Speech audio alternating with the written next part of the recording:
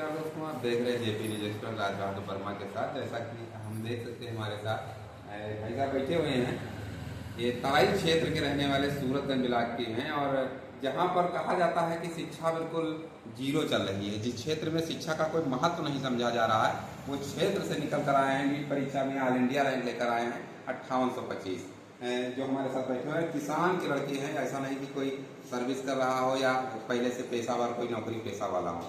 ग्रामीण क्षेत्र के रहने वाले हैं और दूरस्थ क्षेत्र है। आपका पड़ता है सूरतगंज के आगे कुतलुपुर ग्राम पंचायत पड़ रही है यहाँ पर, और नदी के तट बिल्कुल हितमापुर आप सुने होंगे, शायद देखा होगा आपने हितमापुर। यहाँ से महज 3 किलोमीटर आगे हितमापुर है, जहाँ पर बिल्कुल बाराबंकी जनपद समझिए बॉर्डर है वो, और उसके बाद बहरे लग जाता है। तराई क्षेत्र में ऐसे होनहार निकल कर आए हैं, मिलना चाहेंगे उनसे, जानना चाहेंगे कैसे उनको प्रेरणा मिली और शिक्षा के प्रति उनका क्या कहना है और अगले को क्या कहना चाहेंगे। क्या कहना चाहेंगे भैया आप? किस तरह इस क्षेत्र का नाम रोशन कर दिया आपने, जो है नीट परीक्षा में 5825 रैंक ला करके ऑल इंडिया, क्या कहना चाहेंगे आप? सबसे पहले तो मैं अपने फैमिली वालों को धन्यवाद देना चाहूँगा कि उन्होंने हमारा इतना सपोर्ट किया, और अपने गुरुजनों को बहुत बहुत धन्यवाद देना चाहूँगा। उन्होंने हमें गाइड किया, उन्हीं के वजह से इतना हौसला मिला हमें। दूसरी चीज़ ये है कि नीट जैसी परीक्षा है, इसमें यही ज़रूरत होती है कि अब यहाँ पे शिक्षा क्षेत्र उतना ज़्यादा नहीं है, तो अगर ऐसी परीक्षाओं को आपको निकालना है, डॉक्टर बनना है, इंजीनियर बनना है, तो आप सबसे पहले घर को छोड़ना पड़ेगा और बाहर निकल करके देखेंगे, तभी आपको रास्ता मिलेगा। जिस तरह नीट की परीक्षा आपने पास की है, तो कहीं ना कहीं लक्ष्य आपको बन गया होगा कि हमें कहाँ पर जाना है, किधर आपका रुझान है, क्या करेंगे? हम डॉक्टर बनने का सपना तो खैर हमारे पिताजी भी गांव के डॉक्टर थे, उन्हीं को देखकर और उन्हीं के सपने को पूरा करने के लिए जो है हम आगे बढ़े। और क्या बोलते हैं कि अभी हमारे पिताजी नहीं हैं, जहाँ भी होंगे बहुत खुश होंगे। उन्हीं के सपनों को पूरा करने के लिए घर वालों ने हमें मना दिया कि मैं पढ़ाई करिए और काम करिए। ये इस मुकाम का श्रेय सबसे ज़्यादा किसको देना चाहेंगे? सबसे ज़्यादा इस मुकाम का श्रेय हमारे फैमिली वालों को, हमारे गुरुजनों को, जो हमें इतना गाइड की। फैमिली में कोई एक तो विशेष ही होगा। विशेष हमारे सबसे बड़े भैया हैं, हमारे सरोज भैया हैं, दोनों लोग का एकदम सेम भैया हैं, और हमारे डॉक्टर संतोष भैया हैं, उनका बहुत बड़ा हमारे जीवन में योगदान है। जी, पढ़ाई के लिए कहाँ कहाँ जाना पड़ा आपको?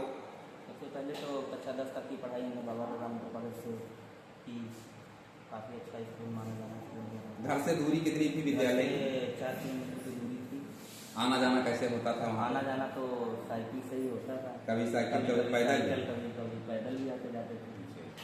और अपने संघर्षों के बाद फिर हाई स्कूल में अच्छे नंबर आए मेरे, फर्स्ट पोजीशन थी हाई स्कूल में मेरी। उसके बाद कक्षा 11-12 में R&D से किया, 12 में वहाँ से फिर हमें रास्ता मिला आगे का कि नीट करना है। पहले तो पता ही नहीं था क्या करना है। लेकिन कहीं ना कहीं जब तक आप कोई मंजिल नहीं बनाएंगे कि कहाँ जाना है कहाँ नहीं जाना है, तो पहुँच नहीं पाएंगे। नहीं। आपकी एक मंजिल बनी कि मुझे नीट पास करना है तो करना है। हमारे पिताजी का सपना था, उन्हीं के डॉक्टरी के क्षेत्र में थे, मनोबल से मतलब आगे बढ़ाने की प्रयास था। क्या सरकारी डॉक्टर थे आपके पिताजी? नहीं, सरकारी डॉक्टर नहीं थे, गांव के ही छोटे डॉक्टर थे, लेकिन घरेलू उपचार दिया करते थे। उपचार करते थे जी, उन्हीं के सपने को आगे बढ़ा के। यानी पिताजी के सपनों को आप साकार करना चाहते हैं MBBS बनकर? बिल्कुल, और समाज की सेवा करेंगे जी। हमारे यहाँ लोग इतनी गरीब जान ही रहे हैं कैसा है, परेशान हैं,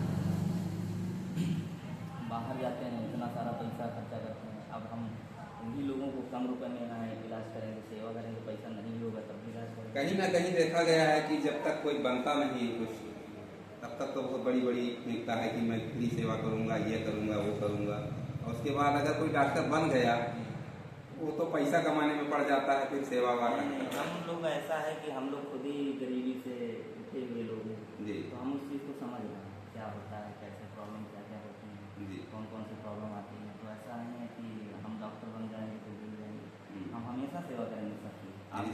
आप हम बोल रहे हैं, ये वीडियो रिकॉर्ड भी हो जाएगा, फ्यूचर में आप देख लीजिए। जी, सेवा भाव से काम करते हैं। बिल्कुल सबकी सेवा करेंगे। अच्छा, अब तैयारी आपकी कहाँ चल रही है इस समय? तैयारी अब इधर रिजल्ट आ गया है, 10 दिन बाद काउंसलिंग और कॉलेज अलॉटमेंट होगा। जी। फिर हम BBS की पढ़ाई करेंगे 5 साल, उसके बाद फिर PG करना पड़ेगा। अच्छा, क्या कहना चाहेंगे जिस तरह इस तराई क्षेत्र में शिक्षा के प्रति कोई जागरूक नहीं हो रहा है, कोई महत्व नहीं दे रहा, उनको क्या कहना चाहेंगे आप? सबसे पहले यही कहना चाहेंगे कि अगर आप पढ़ाई में धीम हैं या एजुकेशन इतनी नहीं है, तो सबसे पहले आप अपनी पढ़ाई पर ध्यान दीजिए। वही एक जरिया है जिससे आप ऊंचाइयों पर पहुंच सकते हैं। और दूसरी चीज़, ये ऐसा नहीं है कि आपके पास पैसा नहीं है, कुछ नहीं है, प्रॉब्लम नहीं है, तो आप सबसे पहले पढ़ाई करिए और बाहर निकलिए, आपको रास्ता अपने आप मिल जाएगा। अगर आप प्रयासरत रहेंगे किसी भी चीज़ के लिए तो सफलता निश्चित पहुँचेंगे। टाइम लग सकता है लेकिन सफलता जरूर अवश्य सफलता जरूर मिलेगी। जरूर मिलेगी। अगर आप लगे रहेंगे और लगन से लगेंगे, अगर मेहनत करके अपने ईमानदारी से मेहनत करेंगे तो आपको पक्का मिलेगी। क्या अपने परिवार वालों से मिलाएंगे आपने? बिल्कुल बिल्कुल, हमारे परंजे भैया हैं, आदमी सरोज भैया हैं हमारे मम्मी। अच्छा, वही विशेष योगदान रहा है और आपने कहीं ना हमारी कहीं। मम्मी का तो बहुत बड़ा योगदान रहा है। मुलाकात हो सकती है माता जी से? बिल्कुल बिल्कुल, मुलाकात भी करते हैं। मुलाकात करवाइए। मुलाकात